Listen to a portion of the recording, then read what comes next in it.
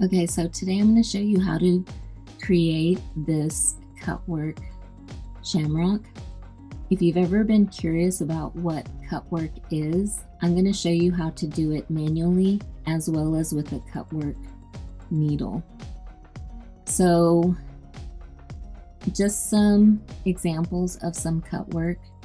Basically what Cutwork is you cut out the fabric and you kind of create stitches. This is a specific kind of Cutwork that's known as Richelieu lace, but you don't have to create all these connectors to make it look like lace. It can just be an opening, and you can go ahead and search on some other Cutwork. Some of these are very fancy, some are very simple. There's just some openings here.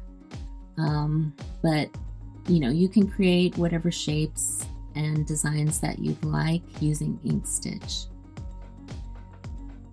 So in order to get an idea of what a Cutwork needle is, this is the Bernina Cutwork needle that I'll be using. And you can see that it has this rotating tool on it. So it's basically a flat knife that cuts fabric. It can cut through multiple layers. You can use it to cut out shapes or to create like a reverse applique, which is what we're going to be doing.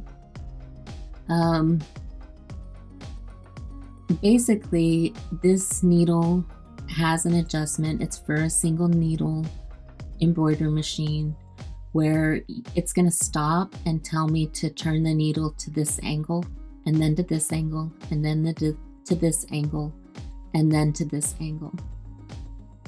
Additionally, if you have a multi-needle embroidery machine, you can use Cutwork needles that come in a 4-pack here, and it'll just cut each angle separately without pausing and causing you to change anything in it. So that's basically what Cutwork is, and now I'm going to show you how I created this file.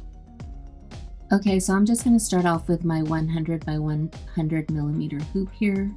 I'm going to come over here to my circle tool, and with snapping on, I'm going to go ahead and draw a 20 by 20 millimeter circle and just let that snap to the edges.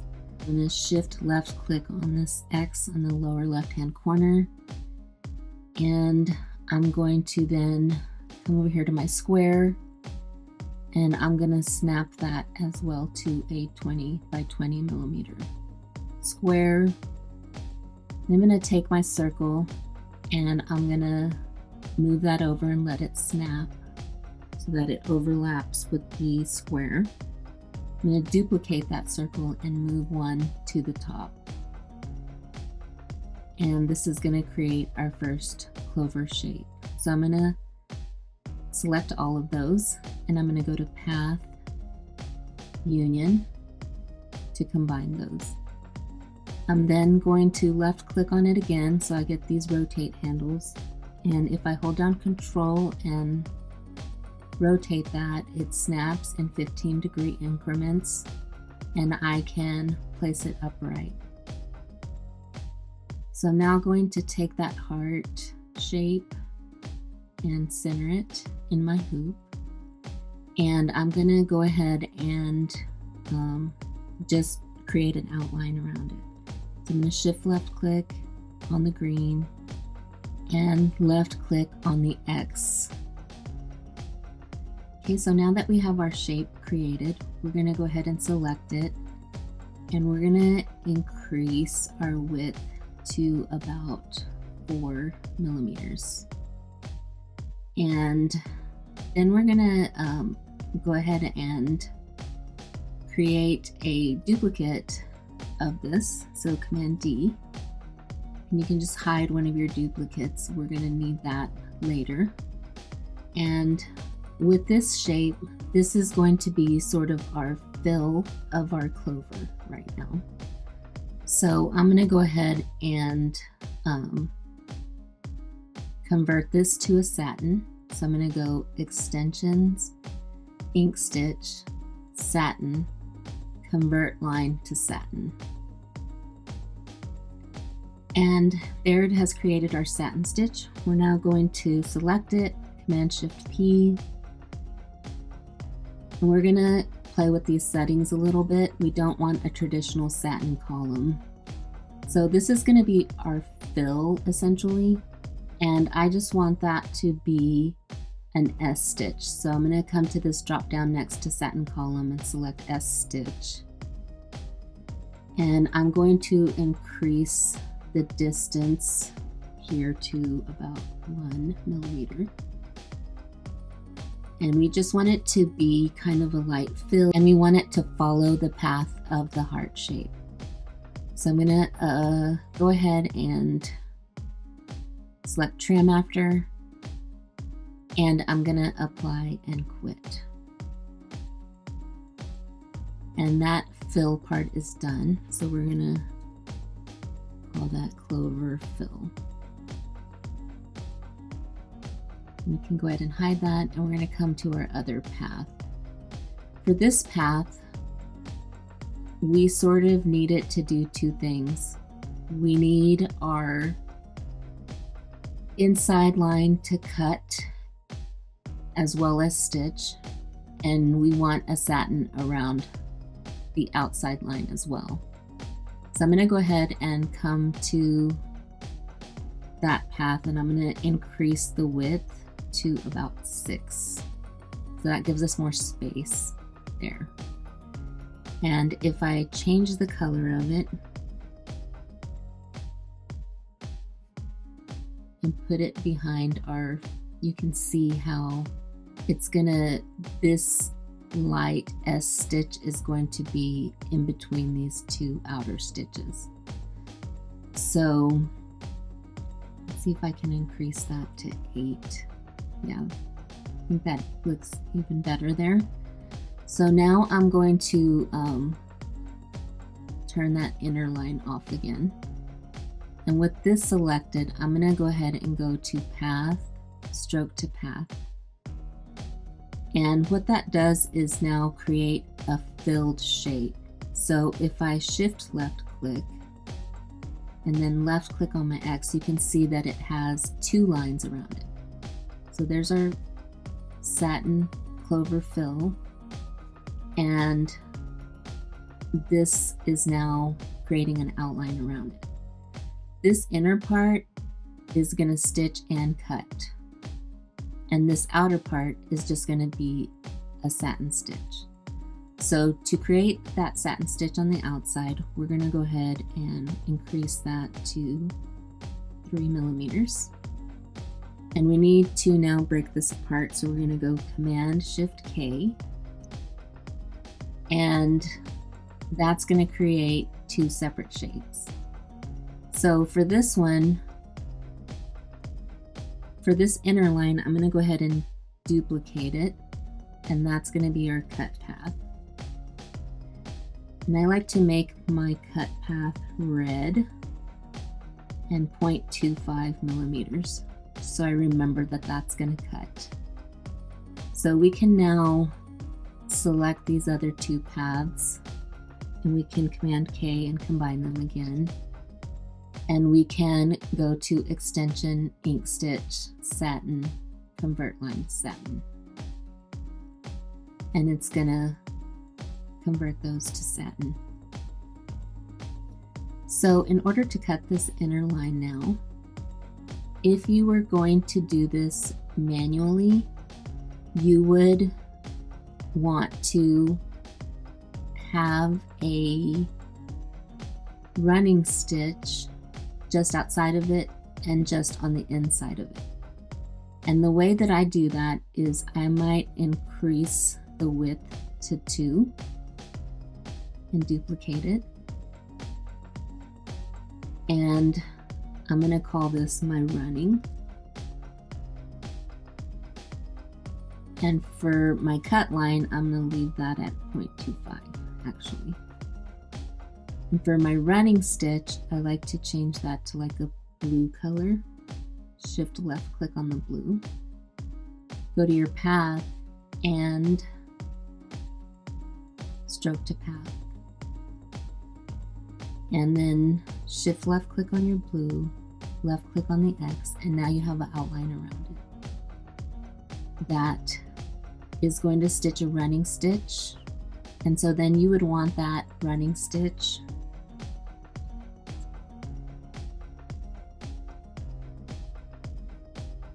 manual cut.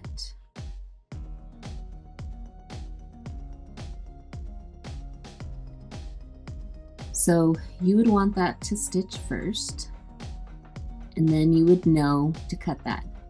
And you actually would not want to stitch this middle line out. You would just know that's going to stitch out, and then your machine's going to stop, and you're going to cut in between that shape right there with your scissors.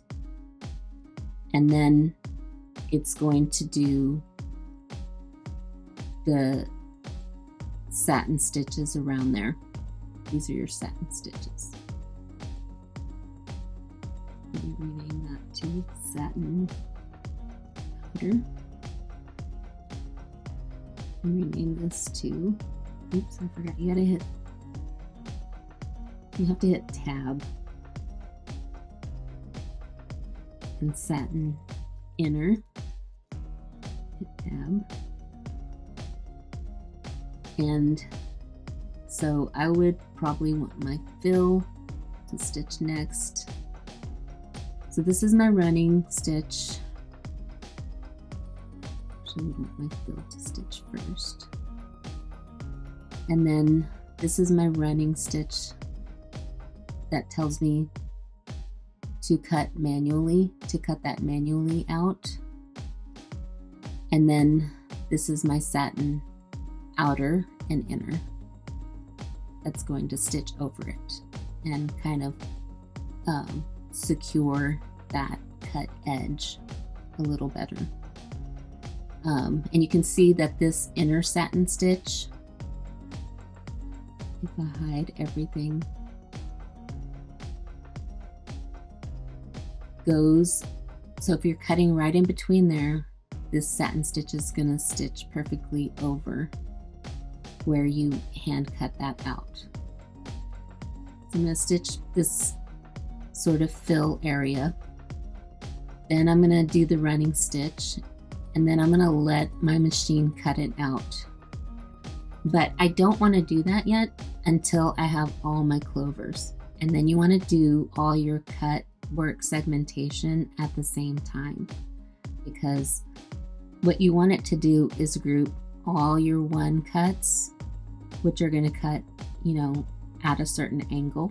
So it's going to maybe cut like 45 degrees, and it's going to cut this, and you want it to do that for all your clovers, because you don't want to have to keep changing that. You would have to go change it 12 times as opposed to just changing it 4 times. And if you have a multi-needle, it may not matter that much, but I am doing this with a Burnett, so I'm going to have to change that. So I want them to be grouped, and I'm going to group them.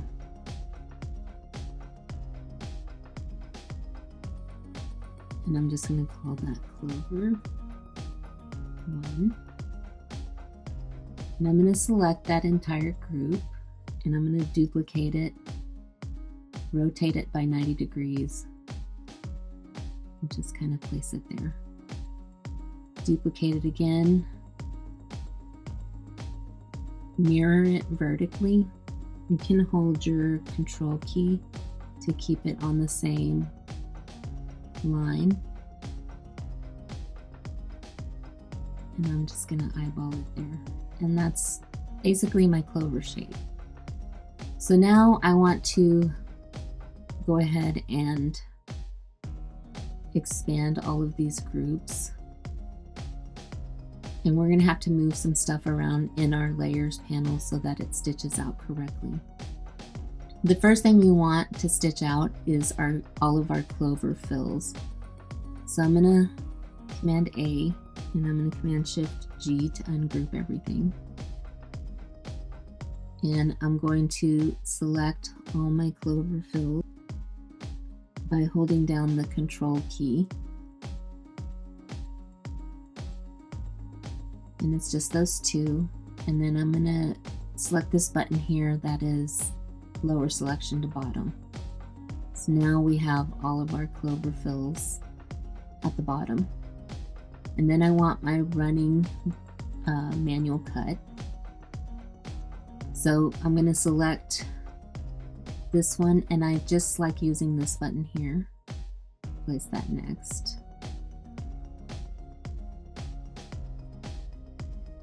Then I want my actual cut.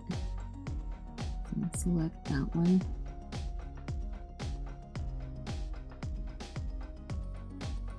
And then you can go satin inner to outer, that's fine. So you can then group these together. So I'm going to Command G for my fills.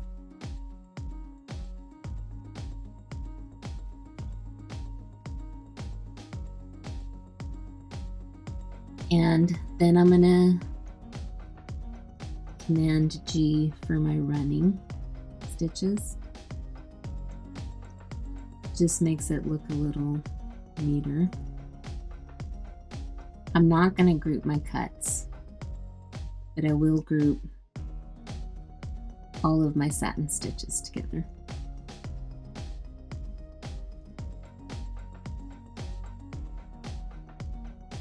Okay, so now that we have all our cut shapes, we don't want them in a group because Inkstitch will automatically put them into a group. So if they're a group within a group, then sometimes the machine cannot read them as needle, as Cutwork needles. So what we're going to do is I'm going to come to Extensions, Inkstitch, and you can see that there's this Cutwork Segmentation option. So I'm going to select that. And if you go to Help, the Help tab up here, and select that link that's there, you can see what your settings should be. And I actually have a Burnett. If you have a multi-needle machine, you can use these settings here, and it should work the same. But the Bernina Cutwork needle works where the first needle cuts straight up and down, the second needle cuts at a slight right angle, the third needle cuts at a horizontal, and the last needle cuts at a slight left angle. So in order to get your Bernina to recognize that as Cutwork, you need to use these colors here and these settings. So this first one should be 67 and 113. So I'm going to change that to 67, tab over to 113. Then I'm going to left click on this color here, and I have to go to Custom. I like to Command C, Command V, tab off of there, and hit Select. And now that color is correct. Then I need to change this to 112 and 157. 112, 157. And I need to change this to this color. And see. And I think it already is, but I'm just double checking because sometimes it doesn't save that way. Then I'm going to do 158 and 23. And I'm going to copy and paste this color.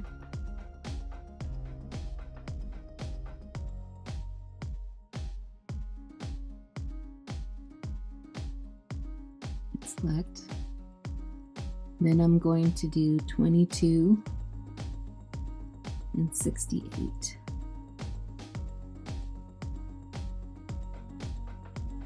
So these color codes are what tell the Burnett machine that this is a cut file. And so you want to sort the elements by color. So it says, do not rotate your design after applying this feature. So that's another reason why you want to make sure you set all your cut work shapes where you want them to be before you run this cut work. So keep original means that you want to keep your original line there, which you can do if you want. I don't need that once I set this to cut. So I'm going to go ahead and hit apply, and you'll see that it sorts all of that by color. So it's working right now.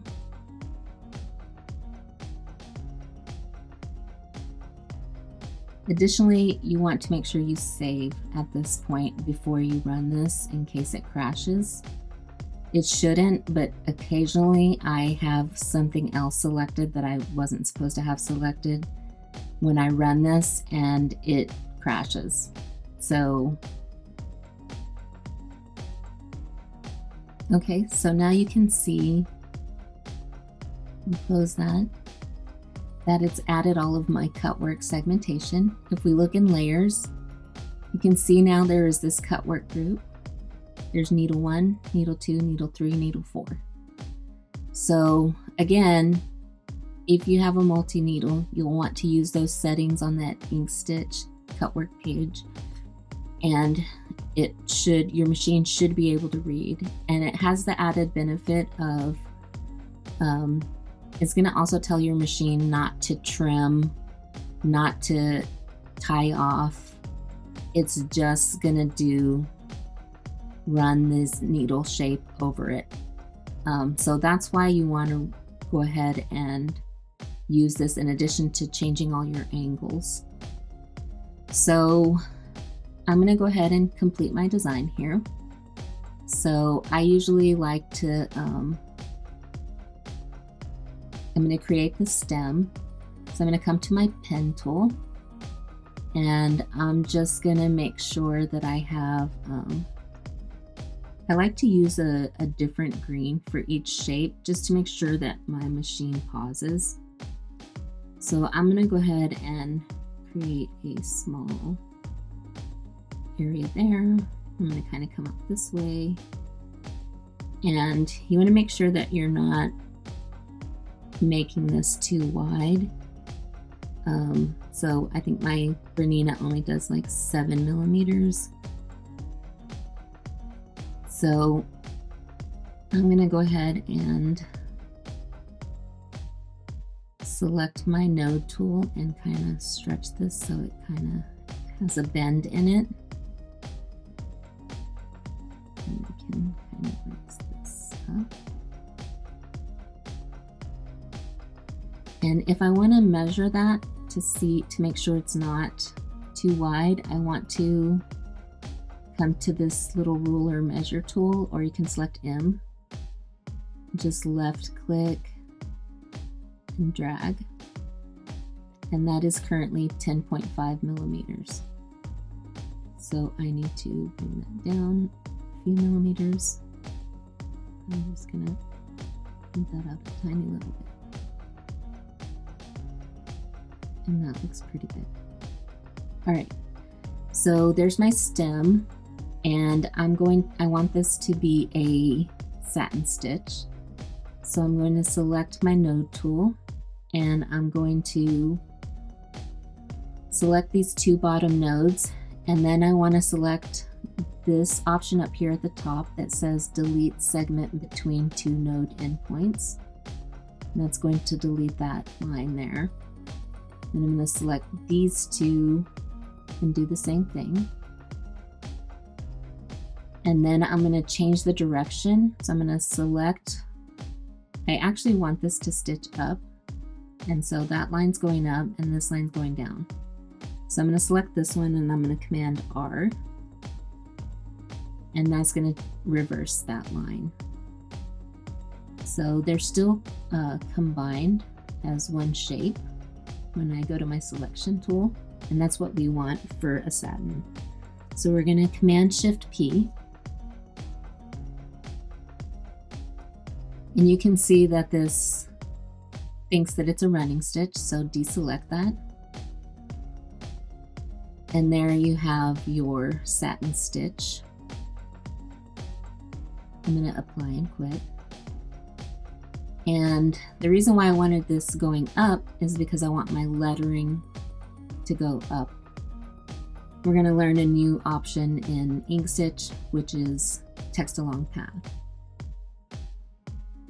Okay, so before we apply lettering to this, we actually want to see the height of this is going to be how long our lettering can be, since our lettering is going to run along there. So the height is 42 millimeters, so we just want to keep that in mind. And we want to go to Extensions, Inkstitch, Lettering. And then here we want to type the word lucky. And I'm going to just select one of these fonts here. And this one, let's see how long it is. It's 68. That's too big. It says we can scale it down to 60%. So I'm actually going to try 80%. It's 54. Let's keep going to 60%. I'm going to go to Info, and it's at 41. So that will work because if you remember, our line that we're going to run it along is 42. So I can close that and I can apply and quit. And there's our lettering. So I'm going to select my lettering and my path, and I'm going to go to Extensions, Inkstitch, Lettering Along Path, and it brings up this menu here, and I like to do a live preview. Now you can see it does fit well. You can try to do the stretch. I don't like that better, so I'm going to deselect that, and I'm going to hit Apply. And I'm going to close that. And all it did was position the lettering along that path. They're not connected or anything. So now I'm going to kind of zoom in here, and I'm going to adjust my lettering, which if you come over here to Layers panel, you can see that there is a Inkstitch lettering folder. And if you keep dropping down, you can actually select each letter group, and you can adjust them as you see fit. You can also select all of the lettering, kind of rotate it a little bit so that it fits on there a little better. But I like to actually have my letters connect.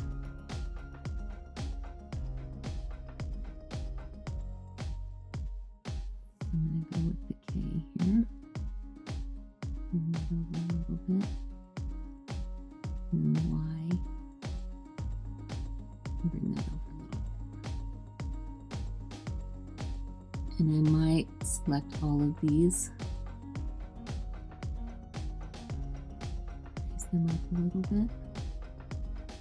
And select and see.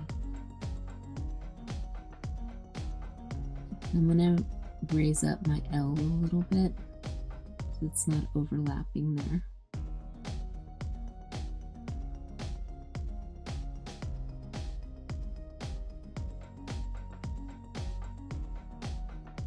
Here we go. So now that I have my lettering the way I want it, I'm going to select all of it, and I'm just going to give it a little bit of a different green color. And I'm going to press 5 to fit to canvas so I can see my whole design. And I'm going to make sure that I save at this point, and then we will look at our stitch preview.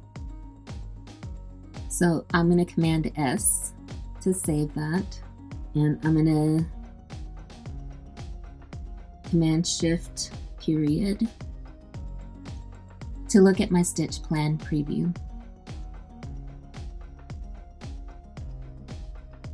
And there you can see the only issue is that with our cut work, it thinks that it's going to need to jump everywhere. So the stitch plan preview can't distinguish the cut lines. So I'm going to go ahead and deselect that.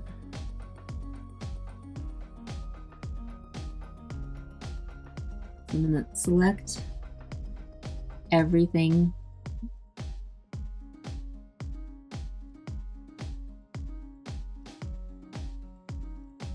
but our cut work, and I'm going to Command Shift period, and that's going to show us a better representation. And it does think that it has these long jump stitches here, but my machine will trim that. If you are worried about your machine trying to jump, you can either change the color of each clover, or you can go in and go to your parameters and trim after these shapes. Okay, so now we just want to make sure that we are exporting our design correctly. And if you look on the Inkstitch page here, you can see that it says to save for Cutwork with Bernina Burnett, you need to save it as an INF and an EXP and name it equally. So I'm going to go ahead and come to my export, and you can find this by going to File, Export, and it'll bring this menu up here. And I'm going to go ahead, and I have already selected .exp here, and I'm going to save it to my to this folder here. So I'm going to hit export. And now I need to change this to INF if I can find it. Here it is. And I'm going to export that to the same folder. So it should have saved that as the same name, Clover class, as .exp and .inf in this folder here. And I'm going to take that to my machine and stitch it out. So here you can see it is stitching out that inner S fill first, and then it's going to sew the running stitches that are going to go around our cut lines.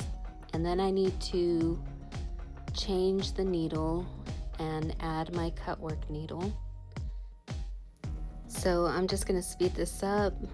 I just remove the thread and remove the needle, and I want to make sure I start at 1, and then I'm going to press go, and you can see how this is going to stitch all of the 1 angles, and then it's going to stop and tell me to switch to cut 2. So I'm going to turn that dial to 2 and press go, and it's going to stitch all of the 2 angles, and then it's going to switch to 3. I'm going to press go, and it's going to stitch all of those angles, or cut all of those angles, and then I'm going to do the last cut of 4. So I just have to turn the dial 4 times, and it's going to cut out all those shapes. Okay, and so here's our frame, and you just push those out. Comes out pretty easily. And to do kind of an applique thing, I'm going to flip it over, and I'm going to take a contrasting fabric, and I'm just gonna, I had to iron it really quickly, and I'm just gonna use some scrap sticky stabilizer, and I'm just gonna put that on the back.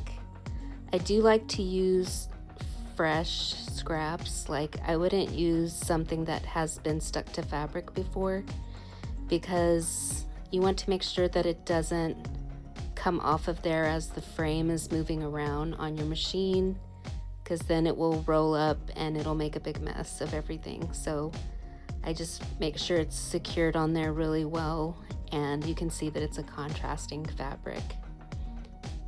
And then I will put that back in my machine, and you can see that it is finishing out the rest of the satin stitches and our satin stem and our lettering.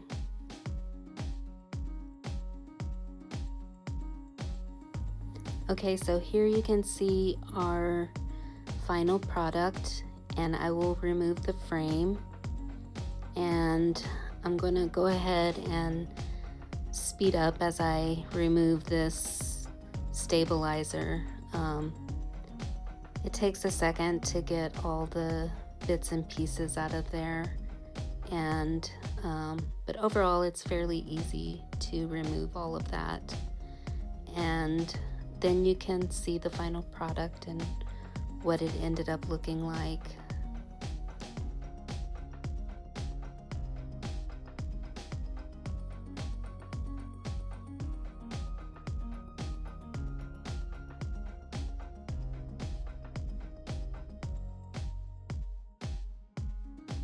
And I just wanted to show you the process for cutting this out by hand really quickly. So first you just want to take like a craft knife and cut in between your two running stitches there, just to make an opening. And then you can grab some little cutwork scissors like this and kind of go in between there. And I'm going to speed this up, and you can cut out all of these little shapes. And yeah, it just takes a few minutes. I think it took me like 3 minutes to cut these out. Doesn't take too long. Sorry, I'm kind of out of frame here.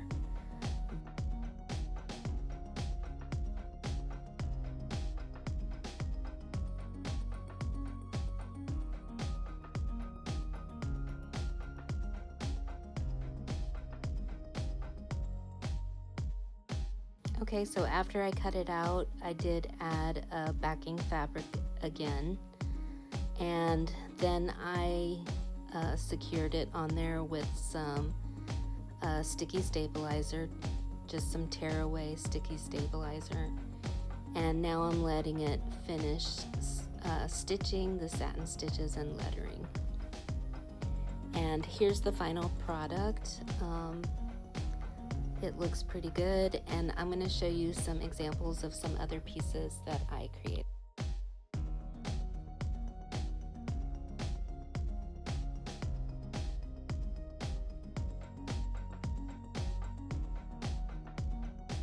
Okay, so for this one, I kind of tried to do a Richelieu effect where it's just empty lace space, and it kind of reminded me of Irish lace. And so you just set up your file to cut out that outer line. And before you remove the pieces, you want to go ahead and add some water-soluble stabilizer. I like this Fabri-Solve. And just make sure you secure it on there so everything stays in place. And then you can remove these pieces. I kind of had to cut some threads that were stuck on there, but just carefully take your time, remove them. Then you can put it back in your machine and let it stitch out those little connectors. Just make sure you're setting up your satin stitches to have underlay, zigzag underlay, so that they're secure.